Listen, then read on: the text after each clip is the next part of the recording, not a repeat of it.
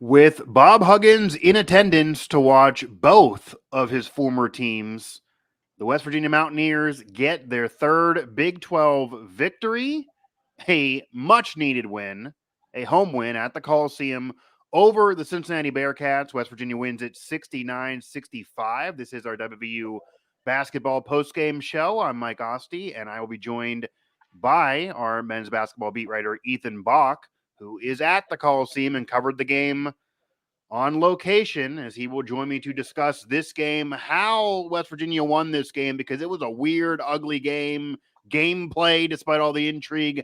I don't know how interesting it really was, but for a side note, which we'll get into, this was the very first game that the legit starting lineup that they re-recruited and were supposed to have all year, barring everything that's gone on with the NCAA and injuries, they did finally get on the floor, and it ends up being a victory. Edwards returned, of course, the other night. That was a loss, and that was him not in the starting lineup, but you get Kerkrisha, you get Battle, and you get Edwards all there, and it was really the Edwards show. They really needed him to get this win again. The Mountaineers do win it now 8-13 and 3-5 in conference play.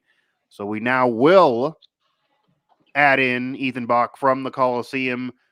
So, Ethan, as we were kind of talking off air as well, because I told you I almost made the trek down there to join you in the coverage of this game. Huggins going to be there as his former team. Did figure there was going to be some intrigue. Couldn't make it happen for me, but the West Virginia Mountaineers made it happen nonetheless.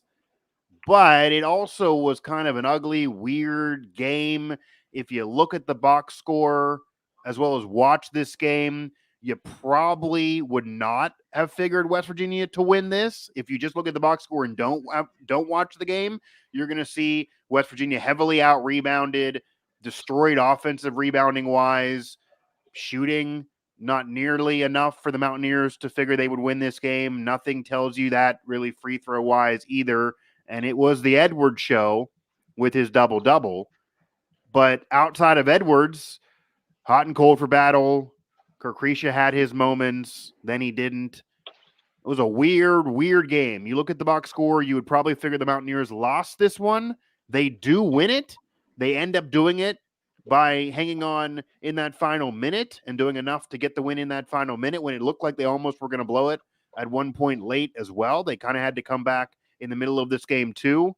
So how did they get this done, and how weird of a game was this for you? Give me your analysis being there covering it, because that's just the tip of the iceberg from what I watched and from reading the box score. But at the end of the day, they got the win, and that's all that matters for this team. When they get wins, they're not going to complain about them, but what an odd game. This was one of the oddest games I think I've ever seen in person. No rhythm could just kind of get going on both sides. Yeah. I thought the officials called it differently in both halves, going from not calling stuff to calling everything. It's just a dirty, or not dirty, just a gross kind of old Big East showdown. Okay. Just the score is a little bit higher, but yeah, it was just a battle, and both teams couldn't really get rhythm going. But the reason why West Virginia won, Cincinnati just shot it terribly in the final 6 minutes. Bearcats were up 60-50 with 6 minutes left, and they ended up losing by 4. So West Virginia had a nice little 19-5 run, just behind Jesse Edwards, and a big 3 by Raekwon Battle in the final minute. And they get the win.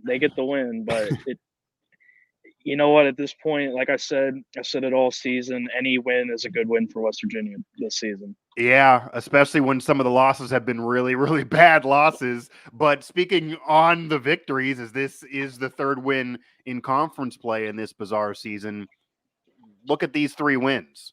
Against Cincinnati, always a tough competitor. It's at home, but still not a guaranteed victory in any year.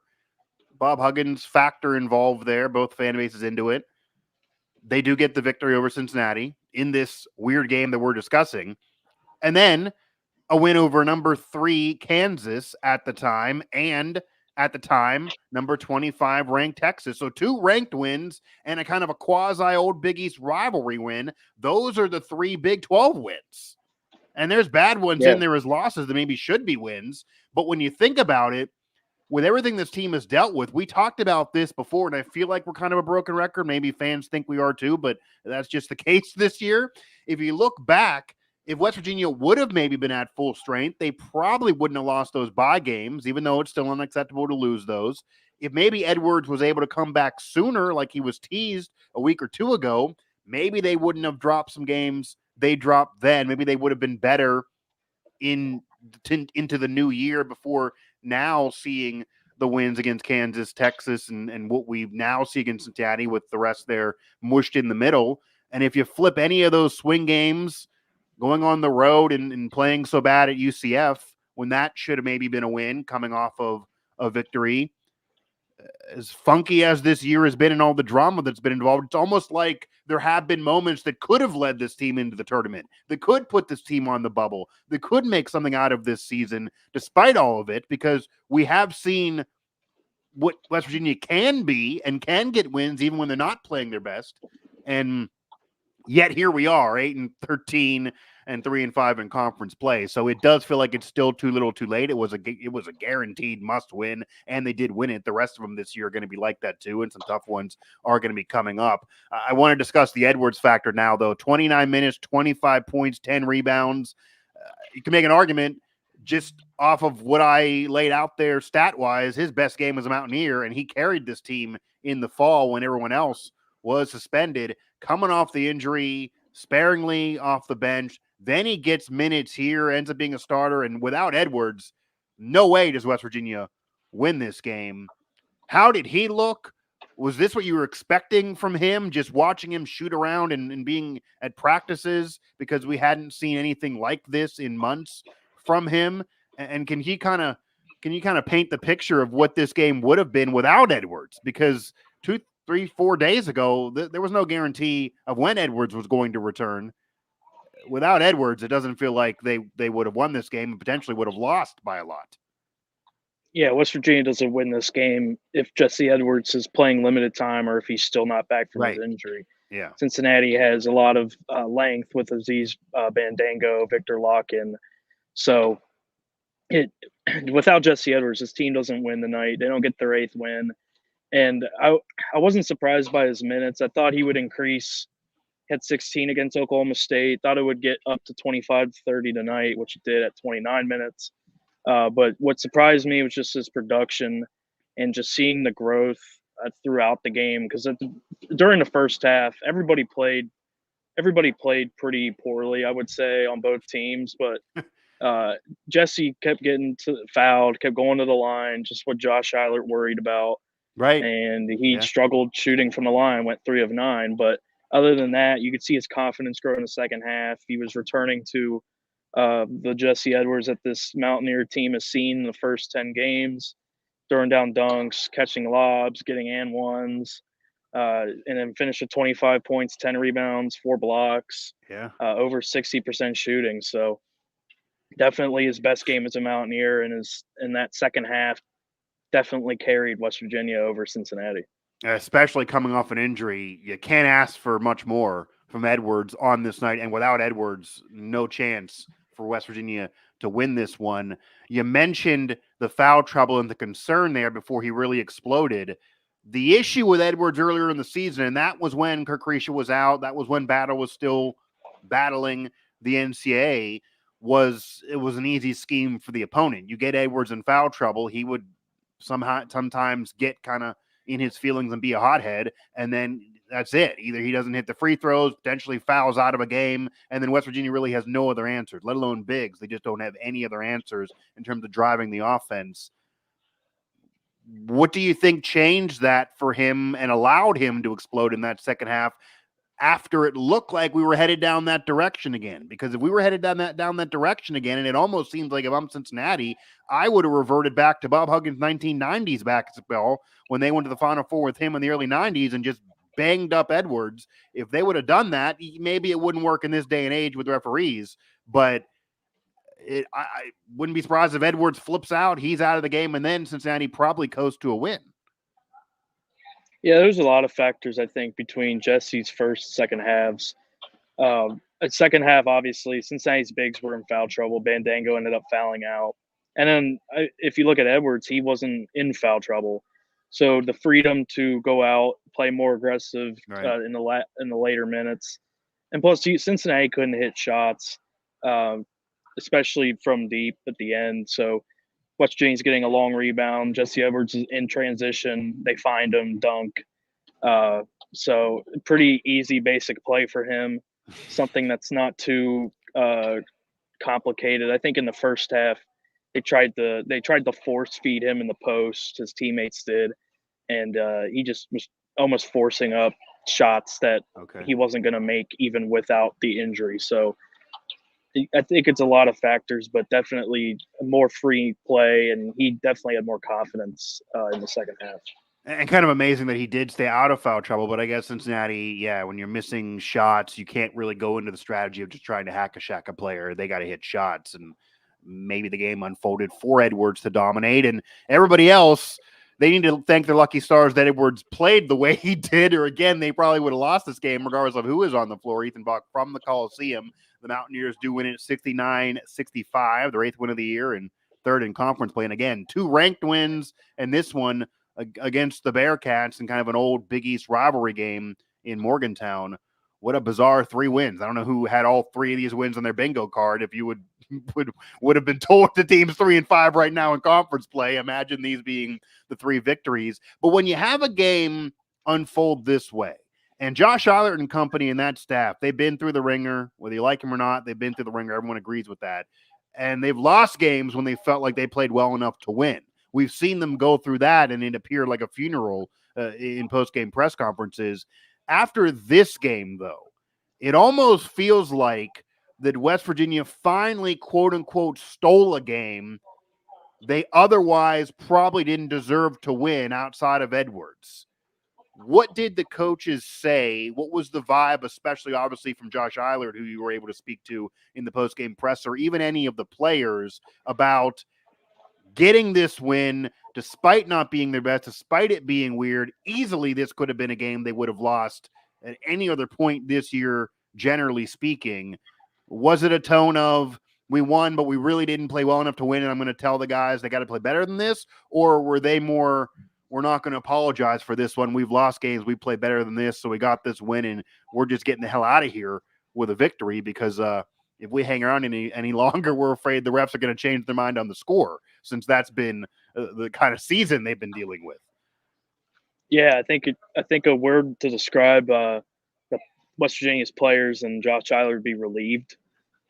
Just seeing I think they knew deep down that they stole this game. They didn't play their best. They would admit they didn't play their best either. But I mean, like you said, they've had a lot of bad luck in the last 6 months. So to be able to win a game they shouldn't have won, they deserve it. Kind of neutralize it out, even it out. But I think the other thing to take away is that they oddly have a sense of motivation to keep the ball rolling. And I say oddly only because you go into this game 7-13. You haven't won a single game outside of Morgantown. Right. Josh Eilert's talked about how the team's been down before today's game. So to be able to, for them, it seems like the resume is already shot. Honestly, no matter what you do. Yeah. There's too many. It would be different if they didn't have so many bad losses. But even the Oklahoma State loss is technically a bad loss. So just for them to hold their heads high and have that confidence and still feel motivated that they can make some magic happen and maybe play their best basketball going into this conference tournament. It's interesting to see that. Yeah. And honestly, we've talked about this before. I threw it on social media just to reply to somebody. With as asinine as the last year has been for the basketball program, going from the Huggins drama to now, and they've dealt with every adversity you could imagine, from a Hall of Fame head coach career ending the way it did in really the worst way you could imagine, to the transfer portal, re-recruiting again, battling with the NCAA, suspension, injury, to get here. a weird dark horse Big 12 tournament win would almost be fitting to cap off the 30 for 30 that'll be made about this past year in Mountaineer basketball. It almost feels like no one's going to predict it, but they finally got the crew. They know they can win games when they're playing well. They don't always play that well, but the tournament is really looking like you play your best for a week and you don't know. But they are in a situation where, unlike even of years past that haven't been the best of seasons, not even getting to the final probably isn't even enough. I mean, this team is going to have to legit win the conference tournament, which, despite all the history and the great history that has been Mountaineer basketball at times, it would be the first Big 12 title and arguably the best of the conference titles, maybe with the 2010 one from the Big East when it was a gauntlet. But what a weird way to get it. I mean, that would just be insane. Yeah. It would really, really be insane. And then that would be the 1 year that the NCAA tournament, it wouldn't even matter whether you win or lose by 40 if you get that ring off of this past year. So I guess I kind of will flip it in a serious note off of that comment. We've seen the Mountaineers steal a game when they weren't at their best, but we've also seen Jesse Edwards play his best game as a Mountaineer after being hurt his first game back in the starting lineup. We've seen Battle now go through a roller coaster ride where he was scoring 30 points after dealing with the NCAA, and now he's struggling, but they weren't even winning when he was scoring 30 points, and now they get this win when he's hot and cold. Same thing a little bit with Kurt Krisha, and everybody else, in a way, is kind of stepping up a bit off the bench, even though we've seen a roller coaster with the bench too. What is the ceiling for this team? I think we all can agree the resume is so shot. You have 2 bye game losses. You have the Oklahoma State loss. You have the UCF loss, really, really bad, even though it was on the road. If you don't win the conference tournament, you're not getting in the NCAA, even if you win out really the regular season, because the resume is too shot. It is just, there's too many holes there. They're going to look at the overall resume, whether it's fair or not. That's what they do for teams. And it's hard for anyone to really get excited about anything else besides the NCAA when it's West Virginia basketball and the history there. But what is the ceiling of this team playing together? Can they make a run in the Big 12 tournament, regardless of winning it? Can you foresee a crazy Disney movie where they do win 2 or 3 games? What would have to happen to make that happen? And are we seeing flashes of that ability? And maybe even a situation where, dare I say, other teams and other coaches and other media members are going to start saying, I don't want to play the Mountaineers right now, even though their season's over. This is a weird, dangerous team. Yeah, I wouldn't want to play West Virginia at all this season just based off of they're so unpredictable. Right, you don't Seems know. like one game they play their best basketball and they beat Kansas, and then I mean the next day they, even though they were shorthanded at the time, they go and lose a Monmouth at home. So right. They've just had such a weird season, and all the coaches have talked about it. Like it's one of the most unique scouts for every single one of them. Even now, like West Virginia finally gets their entire team on the court, and it's the end of January. But it's hard to predict their ceiling at all. But I think like a safe bet would be just getting a bye in the Big 12 tournament, because now it moves to the ACC style, 14 teams.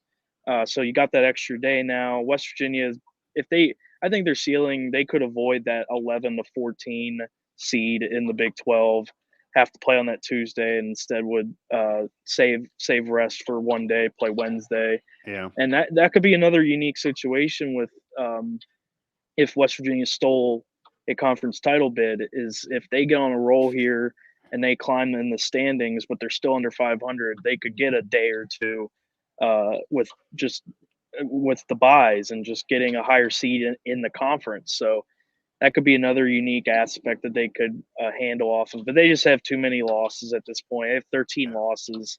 If they lose in the Big 12 tournament, that's 14. Right. And then who knows, even if they won out until Kansas City, they would still have 13, 14 losses. So you're creeping in, creeping out. You're on the bubble at least, but their ceiling is getting a bye in Kansas City and just saying, screw it, let's just play basketball, see what happens. That has to be the mentality of really screw it and let's just play. That really probably should have been the mentality weeks ago, and maybe it really was the mentality. And again, it would just be the weirdest way to win that first Big 12 tournament title if they would pull it off. But maybe there could be a path. And the weirdest thing about college basketball versus, say, college football, even with the expanded playoff, this is still unique. That's going to be special, and why there can be movies made about Cinderella stories. The overall record, if they would run through and win the Big 12 tournament, the overall record in the bye game losses would not matter. They would be in. It would be ludicrous. It would be 2 bye game losses for an historic program to get in the tournament would be insane. But if they run through and win the Big 12 tournament, the NCAA would got to find a way. They would put them in. They got to put them in there somewhere. They would be in. So that is the beauty of March and why some do call it March Madness. Now, getting our analyst hat on a little bit here throughout the rest of this show, they won this game with Edwards being the straw that stirs the drink here because they had to, and he dominated double-double, 25 points, 10 boards. Edwards does that. They probably can win most nights as long as the others can even shoot half effectively. But we've seen a real roller coaster ride shooting from Capricia, from Battle, and we've said before that if they're not hot shooting, this team doesn't have a chance because we weren't expecting this from Edwards every game, and you still maybe can't expect this from Edwards every game. But because they've been cold, and even Eilert having to kind of pull back Battle in his minutes a little bit and what happened in the first half,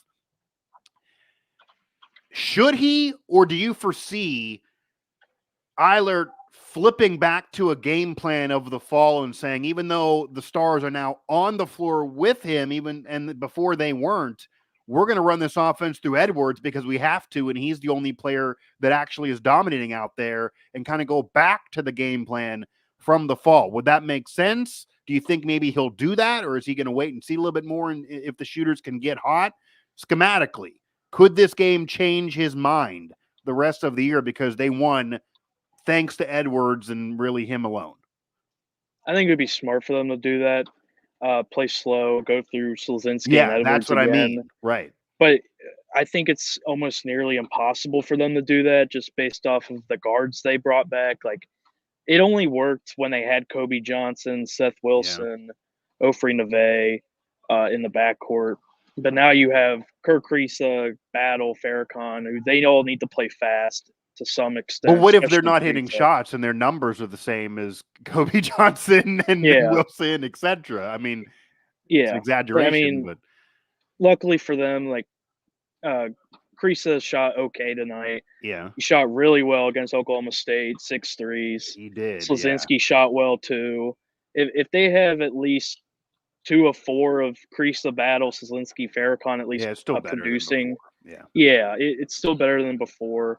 I just think I can't see them going back to playing slow, like really slow, like Virginia slow. I can't see that happening again for the rest of the season, just based on who they brought back. But should they do that, and should they focus on winning games like that again? Yes, because it did work. It worked more than the last month of trying to get everybody to play together and find a new team identity. Yeah, the gelling. the quote-unquote gelling. When is that over?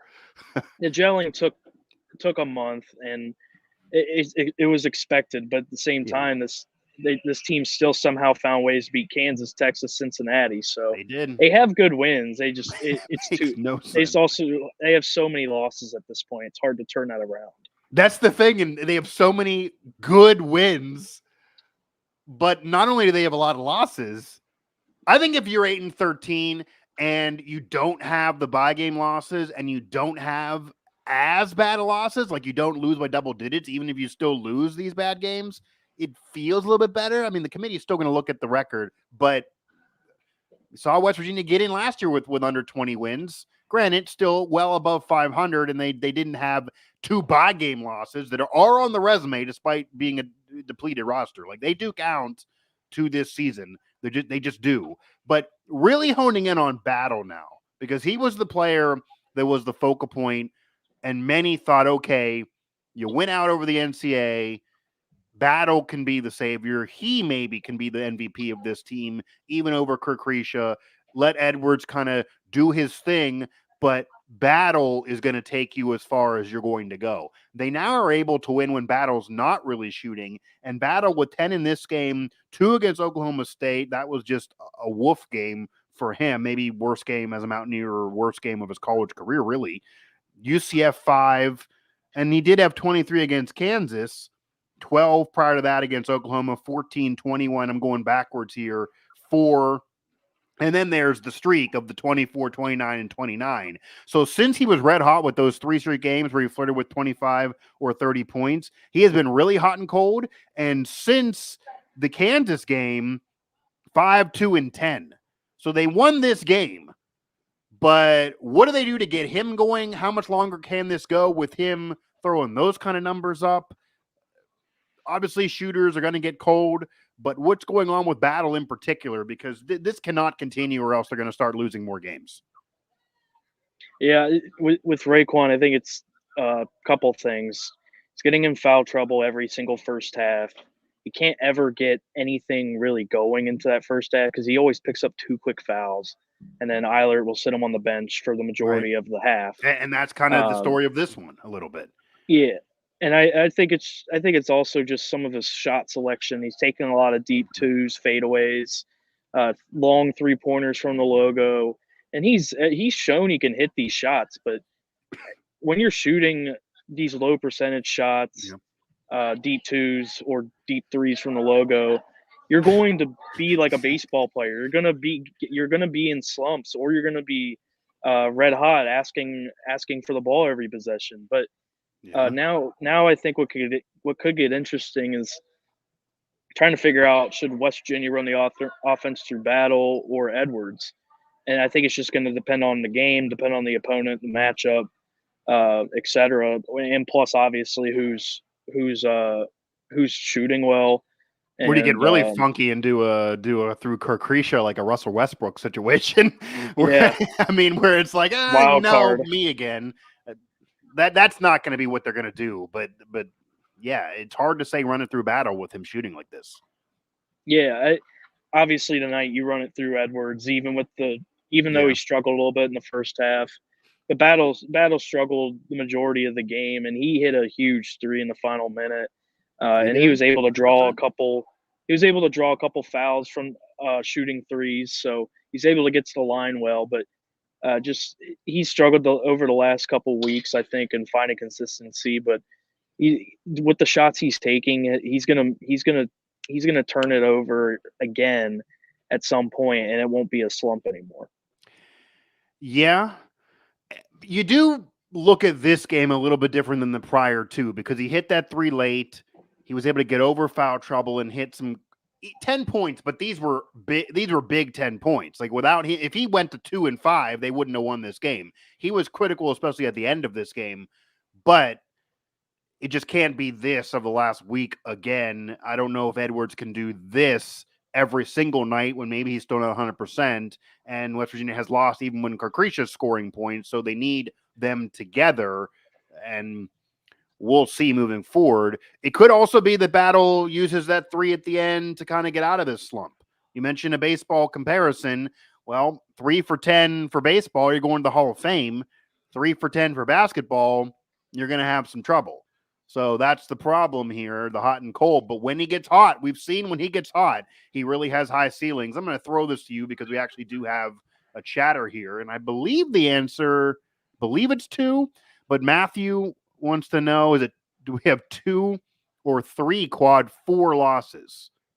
Is it just the 2 bye games, or is there another quad 4 in there?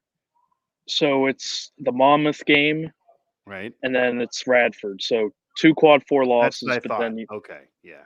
You also have 2 quad 3 losses. Somehow now K-State dropped down to a quad 3 loss at home, and then the Oklahoma State game on Saturday is a quad 3. So technically 4 losses, 2 that are quad 4, 2 quad 3. Yeah, so 4 bad ones is what you're trying to say. Yeah. But yeah, so there's 2 quad 4. Generally speaking, having 1 with a losing record is the backbreaker. That's it for you, even if you're grading Ken Palm. And I think, to paint this picture too, the difference of last year versus this year, and obviously they won more last year. This year they arguably have some bigger wins, even though they were more competitive overall last year. They did make the tournament last year with a better record. Is last year in the losses, the Ken Palm sometimes would even raise the Mountaineers, wouldn't drop them because they really benefited from a strength of schedule, and they were very competitive in all of the games, even in losses, whether it be home or on the road. They played really well at the beginning of the season where they had a great record, and they did well in Portland, and you were out there, and they were able to impress outside of the conference against teams. And again, Ken Palm is all about that. Even if you don't win, if you're impressive and competitive in a game that you're not favored in, they will not drop you. That was the story of the season last year, which is why they made the NCAA tournament. This year, not only do they have multiple quad 4 losses and other bad losses that didn't exist last year, but the record's even worse. And Ken Palm has been anything but a friend to the Mountaineers this year. I mean, they're barely raising even after a win, and they crater when they lose. It's not a little drop. They were barely even on the radar until the turn of the year in 2024. So it's way too much to make up. And yeah, they didn't have a whole roster last year. You did. You had time to gel, but that's just the NCAA is not going to worry about that. The committee's not going to care. It's the overall resume, and it's just not good enough, and there's not much more time for it. We'll see what they do, though. If they gel and if there's a ceiling, they got to play. They got to play with a mentality of just screw it and see what happens.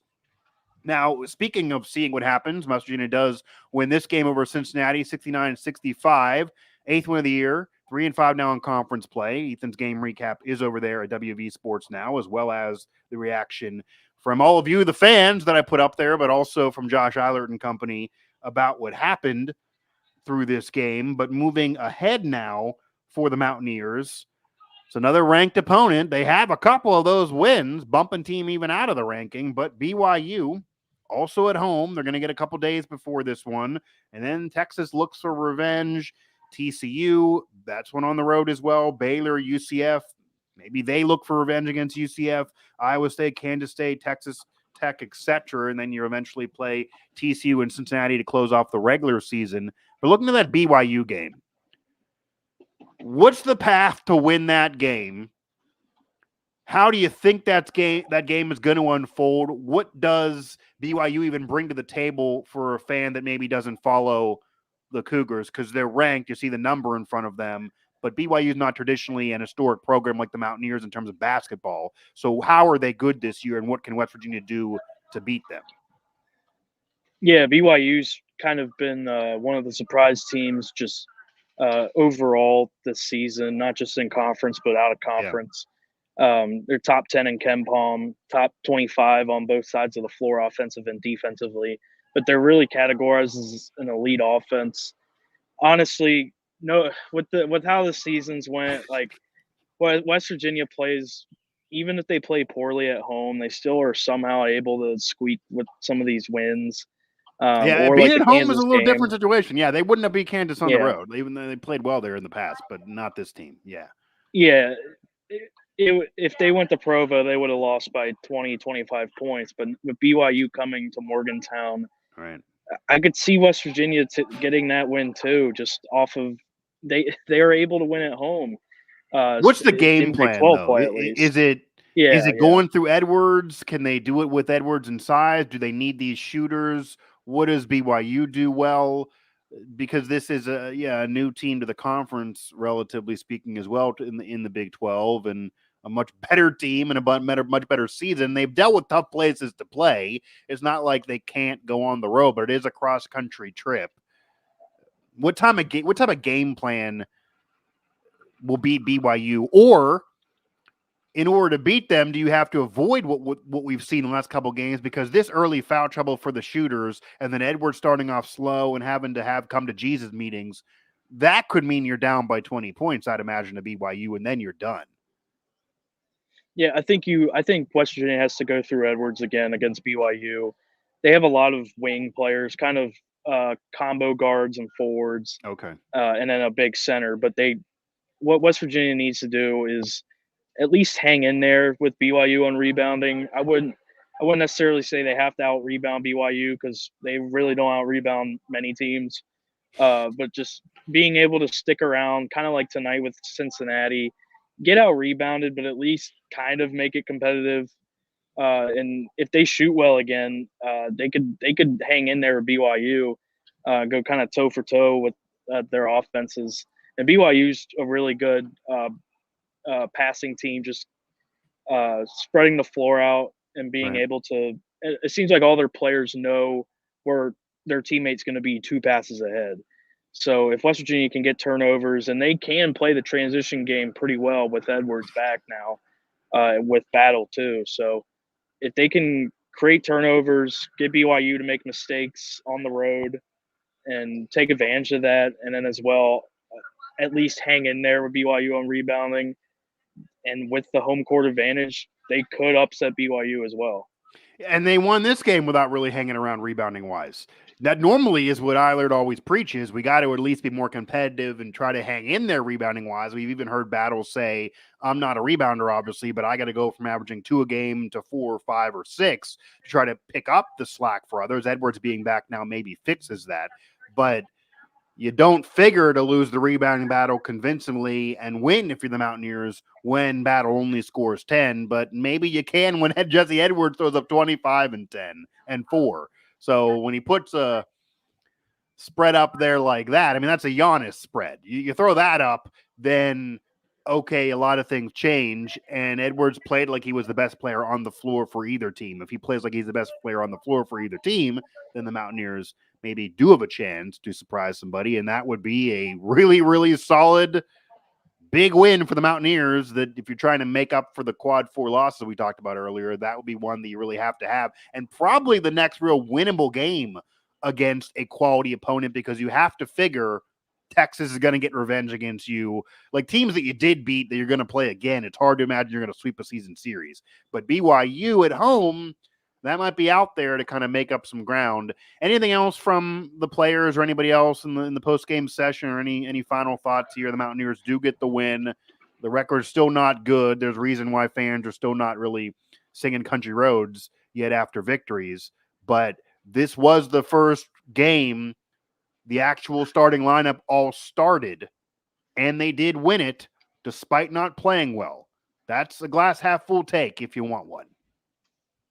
Yeah, I think the common or the casual fan is still really not bought into this team, and understandably so. But it's at least interesting to see how they have their whole team back. What can Josh Eilert kind of manage, like going from Battle to Edwards? Like, who do you go to? Where does Kreisa fit in with trying to feed Battle or feed Edwards, or even Slazinski or himself? So, even though they're 8-13, they're still competitive in the Big 12, which is pretty surprising, Right. especially with how the season started. So, if nothing else, they may not make the NCAA tournament. They probably won't make the NCAA tournament, but at least it will at least be an interesting ride, and it won't be boring until Kansas City in March. Yeah, and guess what happens? We didn't actually bet on this, but we jokingly threw this out there. One more win and they match the football team. So we thought there was a chance they wouldn't get there. One more win and they match the football team. And if you want to argue the football team's 9th win was a quote-unquote postseason game because it was a bowl game, then they already have matched the football team. Football team had 8 wins in the regular season. They won 9 for the bowl. This team now 8-13. The next one's 9. Obviously, in a basketball season, that's nothing to write home about. Like maybe that could be a successful football season with a lot less games. But jokingly, off of what you're saying, there was legit concern that they would not get the double-digit wins as recent as a week or two ago. They've had upset wins since then. They've also had bad losses that could make this record even better than it is now, and they do get this one. Unbelievable nonetheless. They do win it, though. They do beat Cincinnati. And also, I think Ethan will echo this. If anybody still doesn't want to even get on the Mountaineer basketball bandwagon, at least for the men, and you're already done with this year, no matter what they're doing, you can go watch another brand of Mountaineer basketball. The women are definitely headed to the NCAA tournament. They could pretty much lose out, and they're going to the NCAA tournament. They are a true juggernaut, not only in the Big 12, but maybe nationally. They are ranked. We will see. The sky could be the limit for them. And this is a wide open year in women's college basketball, maybe more so than we've seen in 20 years. So Mark Kellogg, first year, got to give him some love on this show. Maybe we'll do a post game after one of their games because they deserve it at this point. And we do have coverage there from Griffin Floyd, game recaps, and even much more on WV Sports Now. So the Mountaineers do win it. Ethan, I'll let you go there. The Mountaineers do win this one 69-65. They beat Cincinnati, 8-13 on the year now. They get their third conference win. What a weird 3 wins, 2 ranked wins, one of them over Kansas, and then, of course, a win over their old Big East rival in the Bearcats. It all went through Jesse Edwards, 25-10-4. They need more from the rest, but they got the lineup back. We'll see if this actually now can build into something and maybe make it a night where you can sing Country Roads and actually mean it before the end of the year, and then maybe they can complete the Disney movie and do something in the Big 12 tournament. Probably not, but nonetheless, the Mountaineers do win on this night.